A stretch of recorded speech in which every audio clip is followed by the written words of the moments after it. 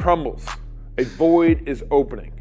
Legacy media is falling apart, and as it crumbles, a void is opening, a void that we intend to fill. The big legacy news networks currently average just 1.2 million viewers a weeknight, and those numbers are only going to get lower. Legacy media is dying, and the younger generation has moved on. Legacy media panders. Legacy media lies. Legacy media does not know what the truth is, and they don't care about it. Legacy media is a dumpster fire. This is why we few in our wild imaginations have started the Fight Laugh Feast Network. Our goal is to take down the legacy media giant of the last 50 years with our 5 stones. We started in 2016 with our flagship show, Cross Politic. Since those small beginnings, we now air on DirecTV. Our broader podcast network now gets over 4 million downloads a year. And our Fight Laugh Feast pub, which includes TV shows like This America, The Rowdy Christian's Guide, Pastors in Politics, and As the Lord Pleases, with your support, many more to come. Our goal is to become the flagship new media 2.0 network over the next 50 years and take over nightly news, sports, sitcoms, hunting shows, and more, all conveniently stored for you in our Fight Laugh Feast pub. We're already reaching the next generation through our podcast shows on YouTube, X, and our pub, while also tapping into legacy media audiences by airing our shows on TV through DirecTV and Xfinity. We have made a lot of progress with some duct tape and a good bit of intuition and a lot of sweat. And now we need your support more than ever. The TV networks have had such a negative impact on our households, and we're trying, by the grace of God, to put a stop to that. We have the opportunity. We just need the army. Now more than ever, we need you to join our pub to help us reach our goal of 1 million pub supporters in the next 5 years. There's no way around it. Competing with Fox and the Alphabet networks without money is virtually impossible. It's cheap for you to join. And when you do, you're combining your small monthly support with a growing army of like-minded Christians. We have thousands, we need millions. So if you want more of the Alphabet network's misinformation and lies, don't join. But if you want to give us a mere 5 stones, then please join the pub, and together we will take a swing at the head of big media, all the while fighting, laughing, and feasting to the glory of God.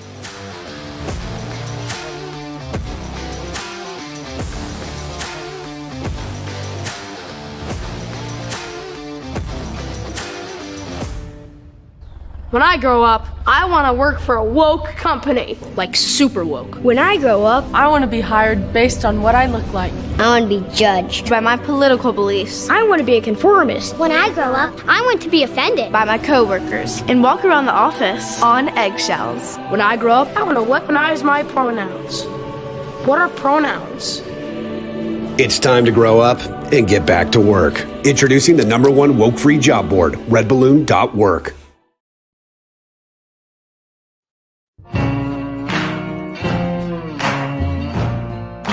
Hey y'all, welcome to Business Makers. God created us in His image, and He created us to imitate Him and make also. Our Business Makers pre-conference is at Prodigal America. It's going to be in Texas. It's going to go from October 31st. It'll go from about 1 p.m. till about 5 p.m. on Thursday before our Fight Laugh Feast conference kicks off that night. So make sure, go to prodigalamerica.com. Make sure you sign up for the pre-conference and, of course, the whole conference. Download our app. It's the best place to consume all our content. Our club content is also in there. We're starting to stream live in our app, too. So it creates a kind of pretty nice experience for throwing it up on your TV screen. I have a guest today, Charlton Haupt. He can probably correct me on how I pronounce his last name there, Charlton.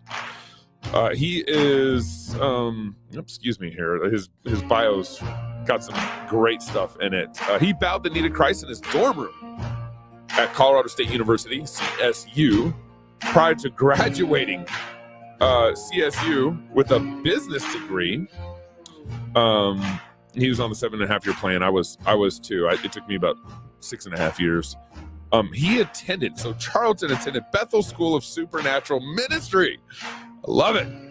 Spent some time traveling as a preacher in Uganda, taught English as a second language in Hong Kong. Charlton has worked for more than a decade with an energy management company, operating various businesses, running social media courses, and also he's involved at some level in ownership of the Forge Press with our boy Joshua. He lives in Tennessee and with Naomi and his 3 children, and they this describes me a little bit too.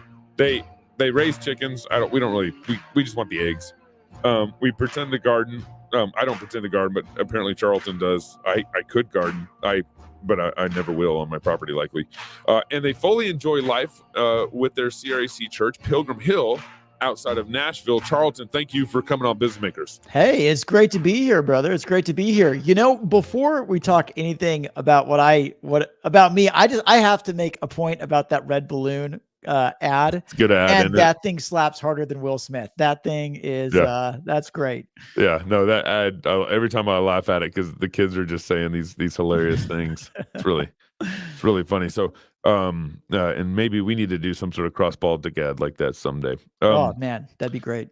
So you started off kind of in the energy sector and then eventually kind of worked your way into Bitcoin. That sounded like about 2017. And then now you're kind of doing Bitcoin and Forge Press and kind of developing out some more entrepreneurial endeavors. Yeah. Yep. Absolutely. Before we get there, and then I want to talk about social media and all that stuff. Before we get there, I just have to ask. You put this in your bio for a reason. You became a Christian at CSU in the dorms, and who led you to the Lord? And then how did you get into Bethel School of Supernatural Ministry? Oh man, that's a long story, but I'll cut it short. So I was living the party life. Went to public school, lived the party life. And 2 weeks into college, well, just before I went to college, I had a friend who handed me Rick Warren's A Purpose-Driven Life. Okay. Yeah. Which is so basic, but man, like when you don't know anything, it is a great place to start, is right at the very basics. And man, it like reading that along with a 1-year Bible, it just broke me down. It was over the course of 40 days. And, toward the end of that 40 days, I started into college. And so 2 weeks into college on September 4th, 2003. So coming up on 21 years here. I broke and I said, you can have it all, man. You can have my whole life. Yeah. So that's how I became a believer. I surrendered it all. And then it wasn't, I had the honeymoon phase, but I had actually had to drop out of college because my parents were paying my way. And then my dad lost everything in business. He lost it all. Wow. And so it went from doing well to all of a sudden, scrambling. And I was not going to go into debt for college. And so I moved back home with my parents just to help put food on the table at that point. My brother and I were we were working a job and giving the money to the family to just pay rent. But in that time when I was there at the house with them, I went into just classic, the dark night of the soul. And I had no one to lead me or shepherd me or anything. And so I had heard about Bethel and my thinking at the time, and, especially when you don't know there's no one there to help guard your heart and help you. Yeah. At the time I had thought I was so just in the gall of condemnation, I guess. It just like it was so just difficult. I felt like I'd been abandoned by God in this dark night of the soul. And so I thought that I had lost my salvation. And I thought, man, these people clearly are walking with God if these things are true. And I'm not anymore. And I needed my relationship back with the Lord. Yeah. So I went there, but it was all works-based. I fell into work. I'm not saying that everybody there is works-based, but I'm saying that I was in that going there. And while I was there, was trying to earn my salvation instead of just like stepping back and resting and then just abiding in the promises of the Lord, regardless of my emotional state or feeling. Right. And so it kind of met two things. It kind of met your emotional needs in terms of trying to find, joy, trying to find meaning and purpose in your Christian faith, and kind of the emotional Bethel movement. It's definitely a very much emotional movement. Yeah, I don't think I would. So I wasn't trying to. I was going to try to meet that need. Bethel didn't meet that need, right? Because at the end of the day, regardless of Bethel or any, like even you see this in, doesn't matter where you go. Like you'll have pretenders, right? You'll have hypocrites, but I was trying to fill that, and that's something that only the Lord can fill. And I should have just stood on His word and said, He said this, and there for. Yeah, that's his promise. Yep. How'd you get out of kind of that theology and that kind of movement?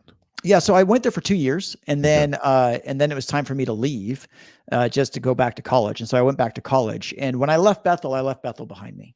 And so I for a while ago, I had fully rested in trusting. And I don't know if it was at Bethel, was it just after Bethel, of just like fully trusting the Lord. It was actually after. It was a year into college, back into college. It was fully trusting the Lord to lead me into all truth. Okay. And that I wasn't going to sit there and try to figure it all out. And so I have just trusted him along the way, and he's led me now here. So and then so you end up graduating from college. Yep. Previously, I'm trying to do something here while I'm talking to you. Let me try this. Okay, there we go. So you leave college and kind of get into business. What'd you major in at college, and then what was your first job out of college? Yeah, so my major was in accounting, but it was my senior year. I realized I did not want to be an accountant. It was terrible. I should have gone into finance. I love finance, but accounting isn't finance. Accounting is it's like applying your basic arithmetic with law. That's accounting. Okay. And but finance is a lot more fun in my mind. So anyway, I went from there into energy conservation, and I helped build out a few departments with a company called New Energy Technology. And I worked with a lot of large buildings and corporations to help just knock down their utility bills. And we cleaned up. We clean up by 30 to 40% savings on utility bills. It was huge. And so when you, like, for example, Gresham Barlow School District up in Oregon, when we go there and we help knock their budget down by 30, 40%, we put $1.1 million back in their pocket. Yeah. Well, that's a lot for a school district. Yeah. $1.1 million. And that school district only had 19 schools. So how were you able to knock off all this energy? Yeah. Okay. So this is where this kind of this cracks me up with all of the woke, corporate America. Yeah. Right. Like, you drive down any city, any school at night on a Saturday in the middle of the summer when no one's there, and their lights are on and their HVAC is running. It's just on. Why? Well, because people aren't turning stuff off. And then they say, well, we have these automated systems, and this is a whole other thing I can go on. We have this automated systems. But the thing is, all those automated systems still take somebody to run them. And that when they break in electricity or in energy, when they break on. So in other words, instead of it just turning off, whatever's getting overridden is going to stay on all the time. And so it just stays on, but then no one's checking to see if something broke. And so I was the guy that would check to make sure stuff just turned off. That was it. Did something turn off last? Did it all turn off like it was supposed to? Yes or no? Yep. So, and they would pay you guys the big bucks to figure that out? Yeah. And we would have, this is the thing, is that we would have an ROI of 3 to 4 months. Yeah. So in energy, if you get an ROI of 2 years, like a solar panels or something if you get an ROI for 2 years, it's a no-brainer. People say, just here's my money, take it. Yeah. But the problem is what we did was we worked with people and teams. And so it was a lot more difficult. It was like the difference in the sale is like, going to a 500-pound person and saying, hey, you can take this pill and you're going to lose 30 pounds, or, hey, you can get on this treadmill and you can lose 300. Yeah. And we were the guys who were saying, hey, get on this treadmill and help diet, exercise, a lot harder than taking that pill. So that was us. But the people who took us up on it, the success rate was phenomenal. I mean, about 1,000. All right, so you get into Bitcoin then, and I know I'm skipping some things, but you get into Bitcoin. When did you first start dabbling in Bitcoin? 2017. So 2017. What was Bitcoin at then? When I first started dabbling back into it, was about $2,000. And so it came back up, and I had heard about it in 2013, 2014, but I didn't look into it. And I was just out of college. I didn't know anything about investing. I went to accounting.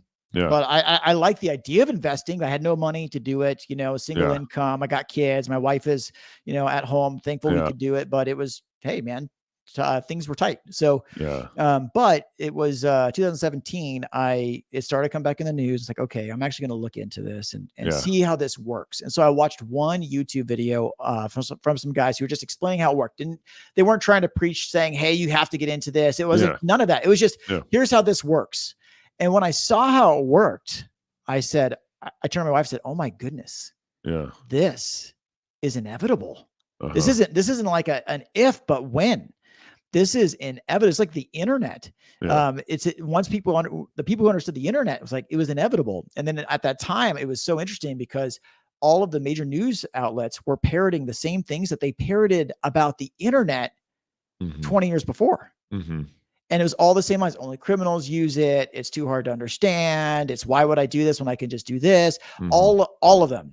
The narrative was a mirror image. And so I sat there and looked at the whole thing and said, I'm getting into this. This is wild.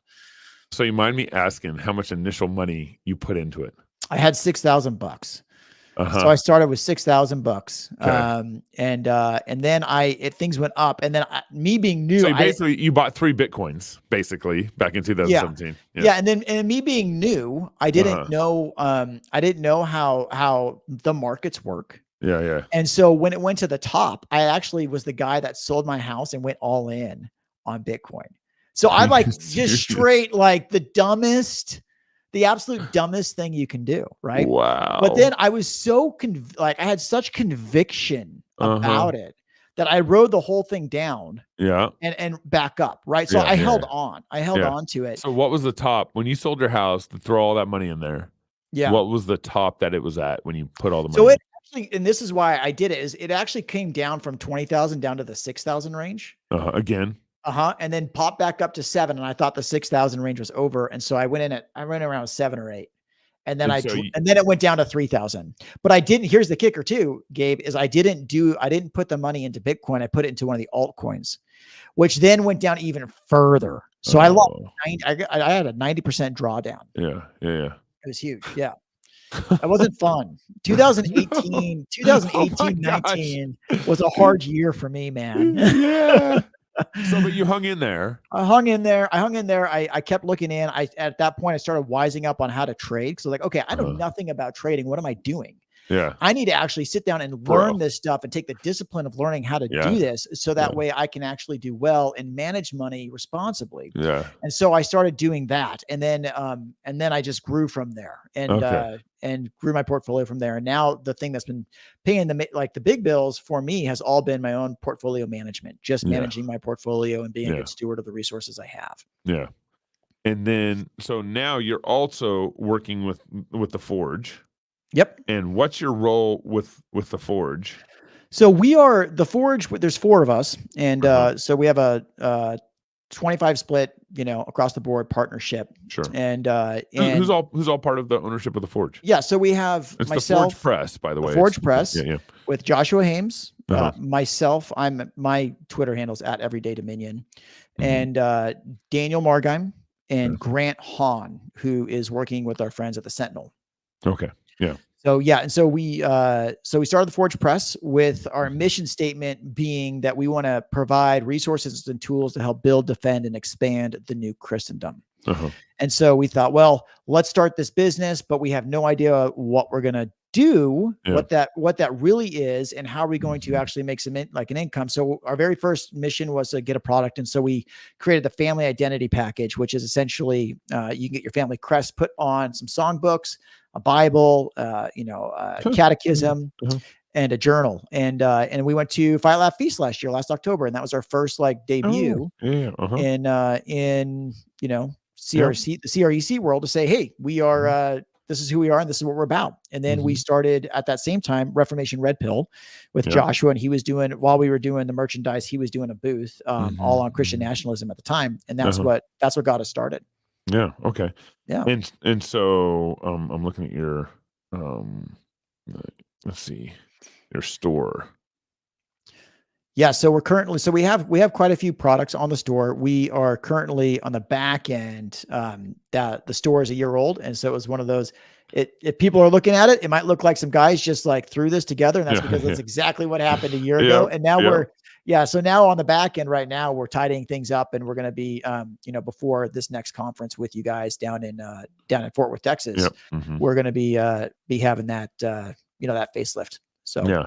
Well, and a lot of people don't know this yet, but Reformation Red Pill is going to be coming on the Fight Laugh Feast network too. Yes. As part of all this. So pretty excited to have you guys come on the team. Yeah. Thanks for having us, man. Yeah. Okay. So you have a Dominion business course on. Yeah. So we call it digital. There? Yeah. So we call it Digital Dominion, and it's for Twitter. And we want to break it out. We're going to be breaking it out in the future toward other social media platforms. But we did it because we realized a need of people need to know how to actually work Twitter and do well with it, because so many people get on there trying to gain a following and they don't succeed. It's hard. Yeah. But some of it's just basically understanding how the platform works. And then we call it Digital Dominion because the truth is like Twitter, if you think about it, it's really the Roman Colosseum of social media. And so when you think about the Colosseum itself, there's really three players. There's the Colosseum, there's the audience, and then there's the fighters, the gladiators, the content creators. And that's Twitter. But the thing is with Twitter is that the Colosseum is always trying to addict you. It's like they're built to keep your attention. Dave, Gabe, do you know what the average time is people spend on social media a day? I do, because you put it in my notes. Yeah. And it's unbelievable. Yeah. So 2 hours and 31 minutes. People on average every single day scroll 100 yards on their phone. 100 yards. That's a football field. Wow. That they're just scrolling and monotonously, they're just consuming. Yeah. And so as Christians, for the Digital Dominion side, the question is as Christians, whether you want to be an influencer or you don't, you just want to get on. The real question is what are you doing to be a good steward with your time? Are you consuming well? If you're on there, are you shining the light of the gospel well? Yeah. Are you being a good representative? And so we created the Digital Dominion course for that, for people who at the very least, be wise about your business online. And then also we really want to create more Christian influencers, because we believe that the world needs more Christian influence, and especially online. Yeah. One of the things that, first of all, I think Twitter X is going to be the way of social media the next, 5 to 10 years. Absolutely. And these revolutions, these changes in social media can happen fast and can happen, so it's, just 10 years ago, Facebook was the place to be, and it still is in some sense on the ROI marketing side of things. I think Twitter still pays off better. Facebook pays off better than Twitter. But Facebook's got 2 billion people. Twitter's got about 500 million. But when Elon bought it, had probably about 300 million. So it's growing significantly and growing fast. Elon, the culture that's happening on Twitter, it's just a free speech platform, but you also have the momentum and the engagement. There's so many social media platforms out there, and the problem is that they don't have either engagement or momentum. You got to have both to have a successful social media platform. Yep. And then in addition, in this cancel culture world, which is kind of a newer thing, you got to have a place where people know they're free and not going to be, and the system's not going to be rigged against them, which is what Facebook does, YouTube does, and so forth. So the reason why Gab doesn't really work, Gab does okay because they have engagement, but they don't have momentum. Right. And so you got to have both engagement and momentum to really be successful. I think Gab's actually pretty successful given the nature of social media websites. But you really got to have that momentum piece to it. So Twitter in the next 10 years, 5-10 years, I think that's where I'm putting my focus in. It has it has a very bright future. I mean, even when you look at their Grok AI and being able to produce things, man, this thing is powerful, and it's better than the other AIs I've used. It's fantastic, and it's got personality. Okay, this is the AI discussions on a whole other thing, but man, this is pretty powerful stuff going on here. Yeah. And AI, and Elon is basically going to build out Twitter into more of an ecosystem, which he's already talked about. Yep. With I'm not sure what he's going to do about the payment process stuff. He's going to be doing some stuff there. I would not be surprised eventually down the road if he comes out with his own phone, because he already has his own satellites. Yep. Because that phone could not only work on the cell towers here, but could also work on his satellites. Yeah. I would be surprised if he didn't. I know. Yeah. I'd be very surprised if he didn't have that coming out of Tesla factory or something. That's right. Yeah. With the Tesla battery in it and all this. I mean, there's so much going on there that makes sense. He'd have to make it a separate company for sure, but it's interesting. So I think Twitter is right now their marketing's getting better. So the paid advertising stuff you can do, it's getting better. The engagement it's the most engaged platform right now, meaning that interactions and engagements back and forth. And so okay, that's right. And then once he figures out how to give you a better video experience, the experience is not bad. It's already gotten better. The video experience on Twitter has already gotten better. But it needs to be more like there needs to be some sort of optimization and integrating in a way that's kind of like YouTube. Yeah, because I go to YouTube. Video. I agree. Yeah, that's right. And so, and he's already talked about that's what he's planning on competing with YouTube and all this. And so, once that happens, that's where our focus is already on Twitter through Cross Politic. We started about when Elon Musk bought Twitter. I was like, we're going to start putting more focus in because I knew Elon was serious about being friend. Yeah. So, and Elon, dude, that dude. I mean, it's hard not to see that guy and see the providence of God all over his life. Yeah, regardless of him being a pagan, like he doesn't know the Lord, but like, man, like you can't. I mean, I just think of Nebuchadnezzar. Like, dude, God is using you, man. There's no question about it. Yeah, and it's good. So I would encourage businesses to put more of your energy in Twitter. The other thing on the social media side of things, just kind of the culture of social media, is we're the first generation to really have social media. I mean, it started when we were in college or a little on the edge. I think what Facebook started in 2006, was it? Yeah, but we had MySpace. We had MySpace. That's right. Yeah. I think I still have a MySpace page out there. Dude, I loved MySpace. I remember loving MySpace and being so mad about Facebook at the time. That's funny. That's funny. It's MySpace. Yeah. Facebook came along 2006. Is that right? Yeah, somewhere. Yeah. I think so. 06. And then Twitter was just right on the tails of it. Is I would say 06, 07. Yeah. I mean, I remember a friend telling me about Twitter and he was all pumped about it. Because I think Shaquille O'Neal got on and then replied to one of his tweets or something. Oh, really? Yeah, or something like that. I was like, oh, maybe it's a comment back and forth. I don't know. But he was just like, oh my goodness, this is crazy. Twitter's amazing. Yeah. I just had my anniversary on Twitter. It just notified me. I can't remember how many years I've been on, but the culture. So we're having to learn how to navigate what are our Christian principles and how we look at social media. And so that's a new conversation in terms of just like new technology. How do you handle it, kind of thing? Yep. Our kids are growing up in a world where they've never known a world without a smartphone. I remember we used dial-up internet all the way till 1998, I think. Yeah.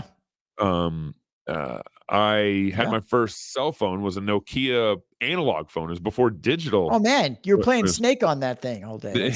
That's what you had. That's all. And so we're in this world where we're trying to figure out how to handle social media. One of the things I think our generation has to lay some groundwork. But what I would like to see, and maybe my children's children, is because I'm probably not going to give my kids access to social media until they're 18. That's my current thought process. But they might manage some of my social media, so they might have access to mine. I'm not. Anyways, I'm still thinking through all that. But I would like to see, our kids, when they're healthy and faithful, and maybe my children's children get on social media when they're 14, and it's all Bible verses. It's all, it's a great community conversation, and the kids are talking about, going to church, and they're talking about, they know how to handle it well. They aren't getting into the trash that's on social media, but they're being a light on social media. Yep. That to me is a powerful concept. Yeah, that'd be incredible.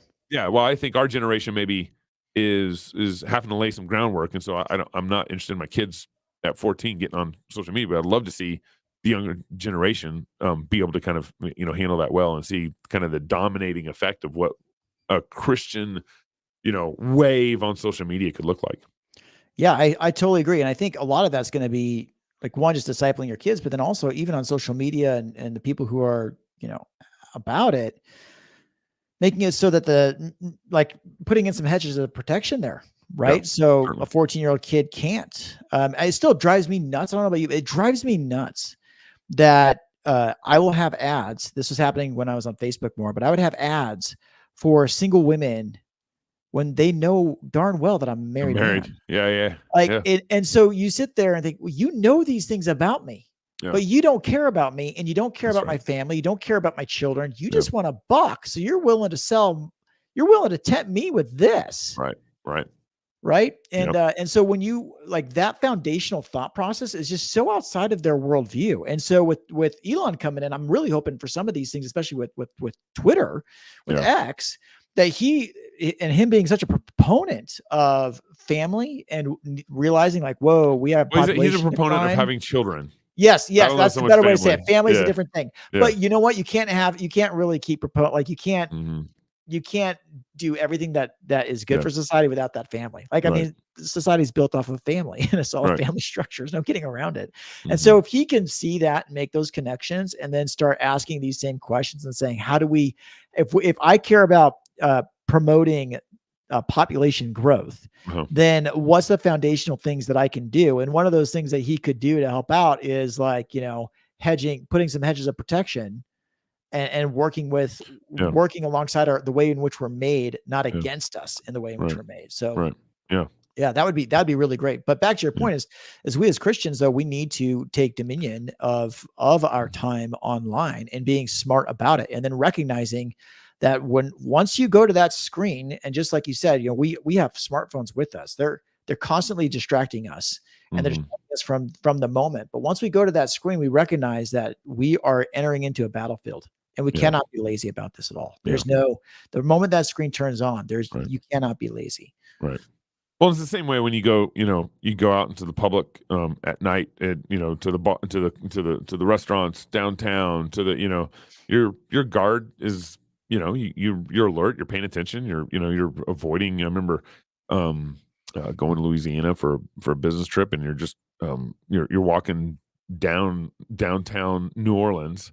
And you could be walking down the street, and then literally a strip club or whatever will pop up right next to the restaurant that you're fixing to walk into. And they'll literally have women out there, not naked, but very, hardly wearing anything. Mostly basically pulling guys to come in. It's crazy. Yeah. In the same way, social media, you got to have your guard up on all this. I would love, but this gets to no platform's agnostic. Either you're going to have a platform that encourages righteousness or a platform that encourages unrighteousness, and you have to. That's why I think our generation sorting through how Christians handle this kind of technology that can be a blessing or a curse is so important for us to lay the groundwork well with that. I want my kids to grow up to be producers. I don't want my kids to grow up to be consumers.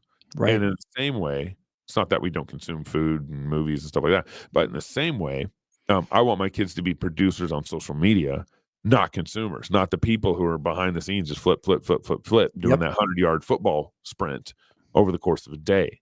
I want them thinking about how can I bless my friends that follow me today? How can I bless those who are going to see this tweet or this Facebook post today? That's how we need to be thinking about even our businesses. We want our businesses to be producers on social media. And it actually takes a little thought, a little work to be a producer. It's an effort. Most of the time, even I just do a lot of retweeting. I'm reading something, I retweet it, and I make a couple comments on it. But when I actually produce a thoughtful post on Twitter and post it out, it always gets way more attention than even retweets of an interesting article or my comments on the interesting article or whatever, or video, whatever. Yep. Yeah, no, and that's absolutely true. And that's what we talk about within the Digital Dominion course, right? Is those three components, is that you have the Coliseum, the consumers, and the producers. And our big thing is we want to turn Christians into producers online. That's right. You can be a producer and you can do it. It doesn't take, it's interesting. I see so many producers out there who've been trying, and they're on Twitter all day trying to get stuff. And it's like, you're beating against the air, man, because you don't understand the rules of the game and how to play. But if like, for example, if you don't, it's just like a boxer beating the air who's never had any training. But if you just take a couple classes, you learn a few things, and then you step back and you work smarter, not harder. Oh man, it's way easier. Like, we have several guys in the group, and they've said, oh my goodness, I have been on Twitter for a while, and I take your course, and within the first video, I already got my money's worth. And then I've gained, call it 50 followers a week. And I'm tweeting less than I was before, way less. And I'm getting much more reach. It's like, that's once you understand, more thoughtful. Right. More thoughtful. Once you understand it, then you're good to go. How do you view Facebook? Obviously you're pretty all in on Twitter. How are you viewing Facebook? Instagram, YouTube, kind of the other big players in this game. Yeah. So they're all the same. I think Instagram for me it's really interesting. So Instagram, I would say, is geared more toward women in general, and Twitter is geared more toward men. And just the way the platforms present themselves. And I think that if men are on Facebook, they're much more likely to fall down the porn trail, because it's just, here it is, and we want to keep you hooked. On Twitter. I'm sorry, not on Twitter, on Instagram. On Instagram. On Facebook, I haven't been back to Facebook since I have an account there, but I don't really get on it. I haven't been really back doing anything with it in a long time. What got you off Facebook? I was back in 2012 or 13. I got in an argument with a friend, and it's just like, I realized how much the app could consume me. So I cut social media out of my life. I deleted my account. And at this point, though, to this day, it was one thing I wish I actually didn't do. I wish I didn't delete it. I should have just left it, but not deleted it.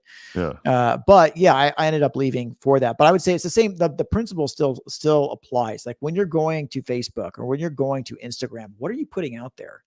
That is good and beautiful and right. What are you putting out there? Or also, if it's good and beautiful and right, but if you're looking to pick a fight, are you being smart about how you're going to pick it? Right? Are you going to have are you looking to have the serrated edge and go after some idols? Go for it. Be smart about how you do it. So that way, when you do walk away from that conversation, it doesn't eat up your day.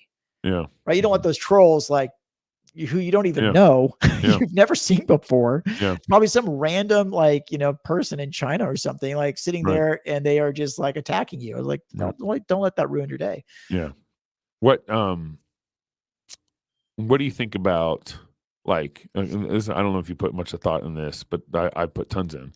What do you think about kind of the legacy media versus new media, like the Forge Press, Fight Laugh East Network, stuff like that, versus as it relates to this whole social media new way of using social media? So I think legacy media in the end dies.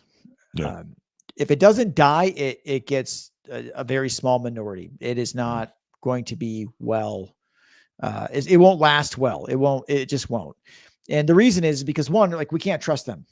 And anybody who has been on, especially in Twitter, knows that they can't. And the people that do, like, it's just the older generation. It's the older generation. I have people in my family that are still like, well, I get my media. I mean, I don't just watch, MSNBC. I also watch Fox, and I watch CNN, and I watch ABC. It's like, dude, they're all owned by the same people, except for maybe Fox is owned by one different person, but you're getting all the same information. And so then the control is all right there, and they're lying to you 99% of the time. And so, that's, I think because of that, and I don't know, there's just a lot less. That's my take on it anyway. You tell me, but I just don't see, like, me, I don't trust them, and everybody I talk to doesn't. And our generation, I don't know. Do you watch Fox News or CNN or any of those? I don't even watch them. I get all my news from social media. Twitter. Now. I think there's a couple things going on with legacy media. One is, I got this chart on my desktop constantly reminding me and encouraging me that, hey, the Fight Laugh Feast Network, I think, will eventually beat out Fox and CNN in the long run. And it's because the chart shows that 55. So Fox News is the most watched news TV at night, and then you have, I think, it's MSNBC and then CNN or something like that, or maybe flipped around. Okay. on Fox, any given night, their average viewership is about 1.8 million, and just in the news stations. Okay, 1.8 million. Yep. And it's gone down since Tucker left too. Well, yeah, because didn't Tucker's like first? He was doing 5 million, 6 million views. Yeah, but then his first interview on Twitter, I think, was like 300 million or something. Yeah. It was insane. Off the charts. Yeah. Yeah. So, but here's what's crazy. So 1.8 million viewers on an average night for Fox, and 150,000 of those viewers, about 150,000 of those viewers are 55 and younger. So 1.6 million viewers that tune into Fox on any given night are 55 and older. Yeah. So they aren't consuming their content online and social media. They're, stuck to old cable. Mm-hmm. And Fox, Fox I don't think has a transition plan here. They're trying to do Fox Nation and stuff like that. And honestly, they should go get the best conservative YouTuber out there and hire him. They really should. Like, if they want to get the next generation, they got to figure it out. But Sean Hannity gets paid $20 million a year. Tucker was getting paid $30 million a year with Fox. I mean, it's just their overhead is not agile. There's so many. The dam is breaking because there's so many infrastructural problems with legacy media now. Yeah. Same thing goes to CNN. The reason what's propping them up the most right now is actually pharmacy advertising. Which is why Tucker was fired, right? Which is probably, yeah. Yeah. Oh, yeah. Likely. Yeah. Likely. The pharmacy said, get him out of here. He's killing us. And so you have this old money. So legacy media has all the perception of having the voice and the money. Now, the money they do have, there's not a perception there, but the voice. But that's dying, and it's dying quickly. Tucker Carlson beat out Joe Rogan 2 weeks ago for being the number one podcast now. So you have that's the voice. I mean, so Tucker's probably getting something like 15 million downloads a year on per episode on his podcast now. That'd be my guess. Wow. Since Andy, Joe Rogan was up to 11 million, so Tucker's could be doing 12 million, whatever, per download per podcast. And so it's a real, but that's where the thing that podcast was so effective in is it's like Burger King. You can have it your way, your time, your schedule, the topic you're interested in, versus cable TV just feeds you the schedule. So there's some real infrastructural problems over legacy media, and I'm very hopeful that what we're doing with the Fight Laugh Feast Network and bringing you guys on board and just expanding the podcast side of things, not even talking about the video side of things. We get CrossPolitic, business makers, we get most of our listeners consume us audibly and not visually. And because you can drive down the road listening to a podcast, you can't, drive down the road watching one. Yep. It's not a good idea. Same thing with framing a house or working construction. Like, you can listen to a podcast, but you can't watch YouTube while you're hammering nails, Yeah. So the underground swell of downloads and audio listeners is huge. It is. And you're not the only one. I mean, I think like your content's not the only one. It's the same with Reformation Red Pill, right? We're getting last I checked last month, it was 50,000 downloads a month. Mm-hmm. Yep. And but we're not getting 50,000 views on YouTube. Right. But partly that's because YouTube actually squishes or restrains our during the pandemic, we got censored or suspended multiple times in the 2 years of the pandemic, and for one time for a week, one time for 2 weeks, one time for 3 months. I mean, it's just multiple, and so it was hard to grow. And I guarantee we still have bots tagged to our channel that restrain our algorithm to get more listeners. Probably, yeah. And that is why too Elon needs to succeed with X and move things over from YouTube, right? Because at the end of the day, YouTube can shut any of us off at any time just because they don't like us. And that is the scariest thing, I think, with AI and everything else. And when you have the centralization of power that's happened with, all of the woke tech companies, man, it's like 1984 meets Brave New World. Like, whoa. Yeah. Did you see, this is a little off topic, but kind of on point, did you see a few weeks ago with Facebook's AI denying the Trump assassination attempt and saying it's factually not real. Unbelievable. And then at the same time, Google had erased it from their search. When you type in Trump assassination attempt or assassination attempt on Trump, it wouldn't show Trump. And then it would show like a bunch of headlines with Kamala Harris. Did you see? It was the same time that Facebook did their things. Like, you guys are so in bed with each other and it's so disgusting, but there's so many people that will believe this because they want to believe that. But we all know it's not true. Yeah. But yeah, man, you just take that and you think of that kind of power. It's like, wow, this is pretty crazy.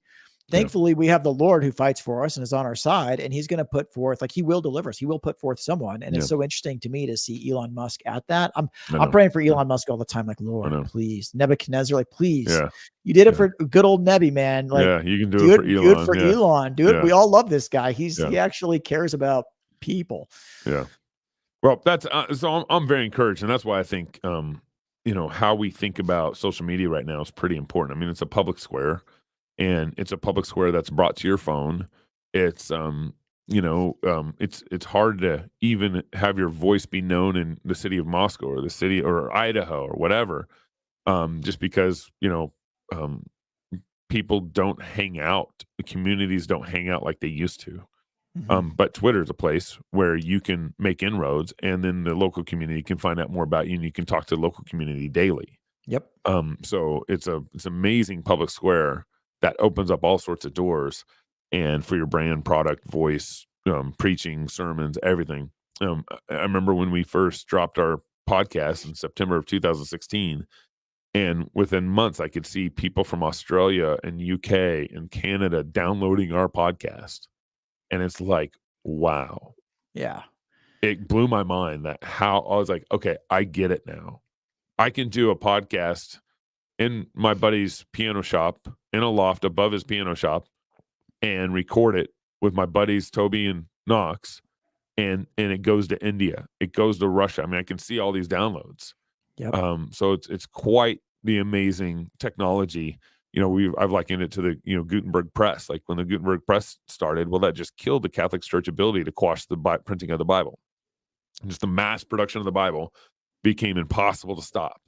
And in the same way, podcasting is like Gutenberg press, on crack. I mean, you can't stop it. And so I love the space, love the technology, and I think what Twitter brings to that. And I still do a little bit on Facebook and stuff, but I mean, Twitter is where I spend, apparently I spend 2.3 hours a day, or 2 hours and 30 minutes a day. Not really, but that's why I spend most of my social media times on Twitter. So yeah, same here. I haven't branched out to anywhere else yet, but I can see as time goes that we can, because again, with the Forge, our whole ethos, our whole mission is to provide resources and tools for you, viewer, to help you build, defend, and expand the new Christendom. And so that's why we have Digital Dominion to help people grow their following. Yep. We have the trading course now that we're also implementing in, so people can learn how to manage their portfolios and don't do what I did. Yeah. Right. I learned the hard, don't do what I did. And, right. And without a plan. We got a plan. And so we're going to be growing these out. We have Reformation Red Pill, obviously, as another resource. And we have a community for each of those things. So that way people can also, just like you said, like we have a hard time even knowing our neighbors today, which is sad. You should know them first. Yeah. And then when you're online, you should make sure that you have allies online as well that will step in and fight for you and with you and help you walk this life with Christ. Theforge.press. Theforge.press. That's where you can check out everything Charlton and Joshua and the guys have going on over there. Reformation Red Pill will be onboarding on the Fight Laugh Feast Network here soon. And of course, they'll be at the Fight Laugh Feast conference in October. So go to prodigalamerica.com to sign up for that. You'll be able to meet Charlton out there, Joshua out there, all the guys. We have a whole media row that we're putting together. It's going to be a lot of fun. So thank you so much for tuning in to Business Makers. Make sure you share the show. That's your way you can contribute to us or join the club. Thank you very much. We'll see you next week. America is a country that was founded for the purpose of allowing Christians to do their duty before God and not to have their consciences ruled by the doctrines and commandments of men. Reese Fund exists in order to see the 10 Commandments properly applied, not just as a plaque on the wall, but to actually be used in business as though they're commandments from God that we're supposed to obey. Our goal is to find businesses and to buy them and to build them up. We want to find manufacturing businesses and use them to make sure that we can maintain our capacity to do things here. Reese Fund, Christian capital, boldly deployed. Legacy media is falling apart, and as it crumbles, a void is opening, a void that we intend to fill. The big legacy news networks currently average just 1.2 million viewers a weeknight, and those numbers are only going to get lower. Legacy media is dying, and the younger generation has moved on. Legacy media panders. Legacy media lies. Legacy media does not know what the truth is, and they don't care about it. Legacy media is a dumpster fire. This is why we few in our wild imaginations have started the Fight Laugh Feast Network. Our goal is to take down the legacy media giant of the last 50 years with our 5 stones. We started in 2016 with our flagship show, Cross Politic. Since those small beginnings, we now air on DirecTV. Our broader podcast network now gets over 4 million downloads a year. And our Fight Laugh Feast pub, which includes TV shows like This America, The Rowdy Christian's Guide, Pastors in Politics, and As the Lord Pleases, with your support, many more to come. Our goal is to become the flagship new media 2.0 network over the next 50 years and take over nightly news, sports, sitcoms, hunting shows, and more, all conveniently stored for you in our Fight Laugh Feast pub. We're already reaching the next generation through our podcast shows on YouTube, X, and our pub, while also tapping into legacy media audiences by airing our shows on TV through DirecTV and Xfinity. We have made a lot of progress with some duct tape and a good bit of intuition and a lot of sweat. And now we need your support more than ever. The TV networks have had such a negative impact on our households, and we're trying, by the grace of God, to put a stop to that. We have the opportunity. We just need the army. Now more than ever, we need you to join our pub to help us reach our goal of 1 million pub supporters in the next 5 years. There's no way around it. Competing with Fox and the Alphabet networks without money is virtually impossible. It's cheap for you to join. And when you do, you're combining your small monthly support with a growing army of like-minded Christians. We have thousands, we need millions. So if you want more of the Alphabet network's misinformation and lies, don't join. But if you want to give us a mere 5 stones, then please join the pub, and together we will take a swing at the head of big media, all the while fighting, laughing, and feasting to the glory of God.